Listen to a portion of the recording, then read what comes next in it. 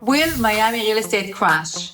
It's one of the questions I get asked almost every day. Are we in a bubble?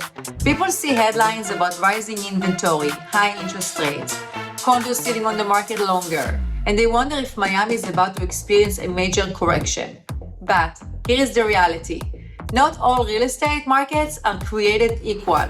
Today, I'm going to break down exactly what's happening in Miami, what's happening in the luxury market, and whether buyers should be waiting for a crash or whether that crash may never come. Hi everyone, I'm Maya Vander with Compass Florida. Today, we're going to look beyond the headlines, focusing on the actual data driving the Miami market. If you're thinking about buying, selling, or investing in Miami, make sure you stay until the end because I'm going to share what I believe happens next. Let's start with why people think crash might come in. First, mortgage rate remains significantly higher than they were during the pandemic boom. When rates were around 3%, buyers could afford much more house. Today, affordability is definitely more challenging. Second, inventory has increased in many parts of South Florida. We're seeing more choices for buyers to compare and be extremely picky compared to 2021 and 2022.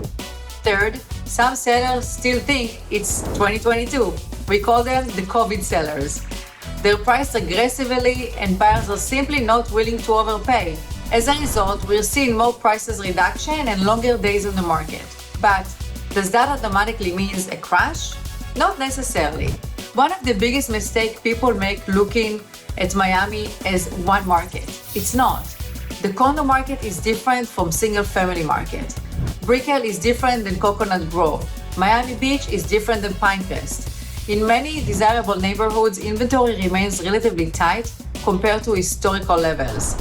In areas like Coconut Grove, Coral Gables, and Pinecrest, quality homes that are priced correctly continue to attract strong interest. What we're seeing isn't necessarily a collapse. We're seeing normalization. Buyers have more options. They have more negotiation powers. And sellers need to be realistic. And it's very different from a crash. Now, let's talk about the luxury real estate. This is where Miami continues to stand out. Many luxury buyers are paying cash or putting substantial money down. That means they're less affected by the interest rate.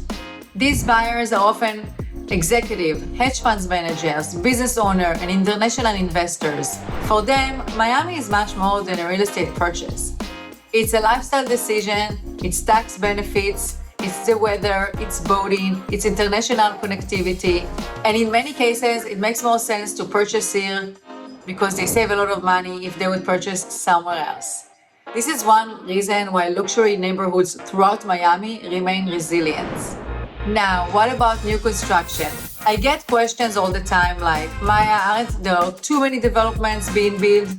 It's a fair question because there are. We see it all over between Brickell, downtown, Edgewater, Sunny Isles, Miami Beach. However, there is an important difference between Miami and many markets that have experienced major crashes in the past.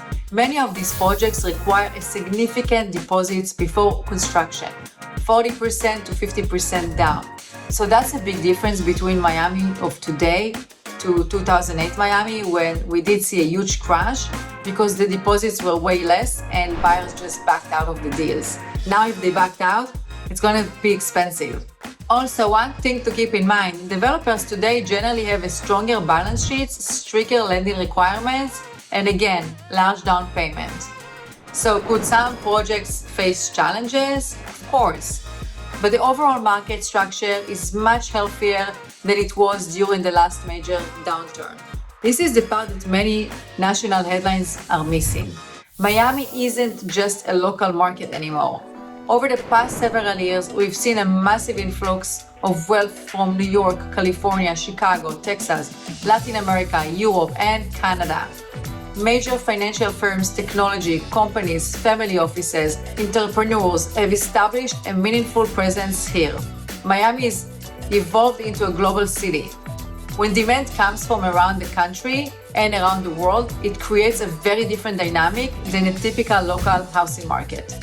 That doesn't mean prices only go up.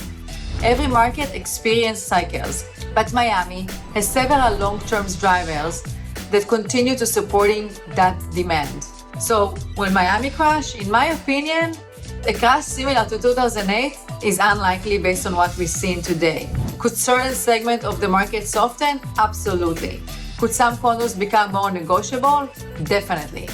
Could overpriced home require meaningful price adjustment? We're already seeing that happens. But a market correction and a market crash are two different things. Right now, the data suggests we're expecting a healthier, more balanced market, not a collapse. If you like to hear more information, feel free to comment below. I'm happy to send you any guidelines that you need to buy here or invest here. Make sure to like, subscribe, send me an email, comment. Till next time.